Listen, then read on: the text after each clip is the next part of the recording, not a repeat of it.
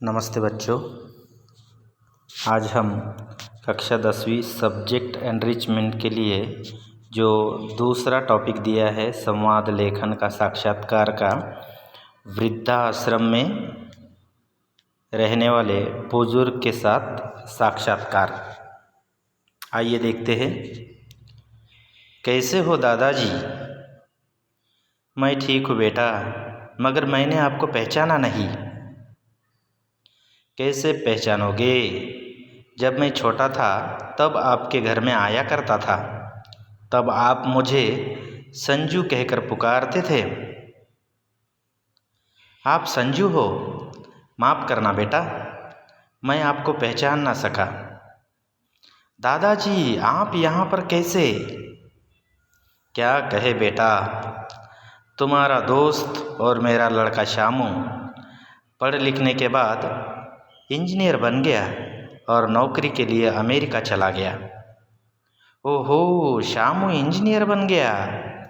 Engineer के पिताजी होकर आप यहाँ कैसे वृद्ध आश्रम में? बेटे के अमेरिका जाने के बाद शामू की माँ नहीं रही, मैं अकेला ही रहने लगा। माँ के मृत्यु के समय भी शामू नहीं आ सका। शामू आपको अमेरिका नहीं लेकर गया? मैंने शामू को कई बार फ़ोन किया, मगर उसने मेरा फ़ोन नहीं उठाया।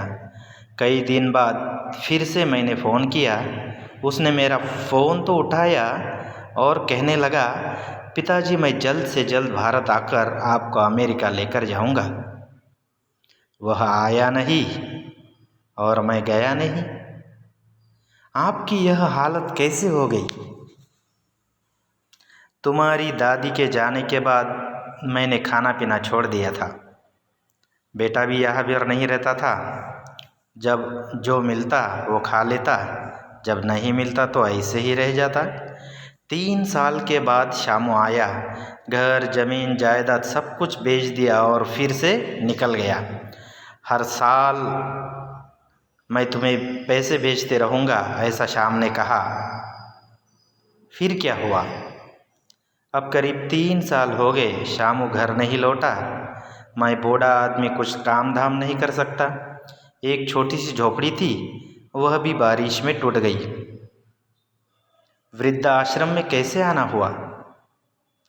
जब आश्रम के लोगों को पता चला मेरे आगे पीछे कोई नहीं है, तो उन्होंने मुझे सलाह दी कि आप भी यहाँ पर आकर रह लीजिए।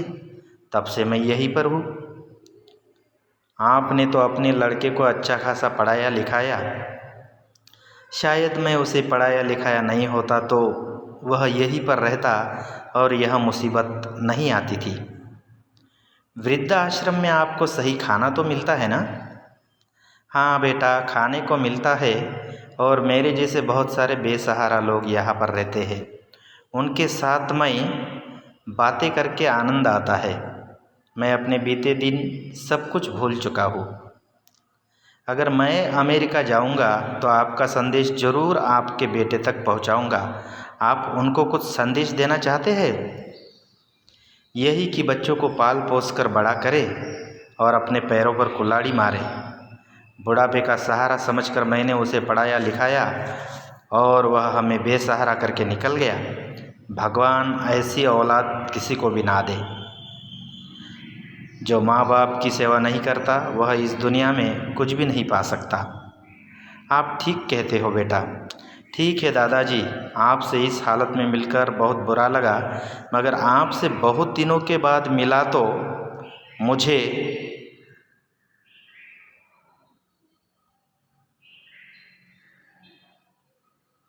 आनंद भी हुआ। ठीक है दादाजी, मैं आपसे मिलने आया करूँगा। ठीक है बेटा, भगवान आपका भला करे।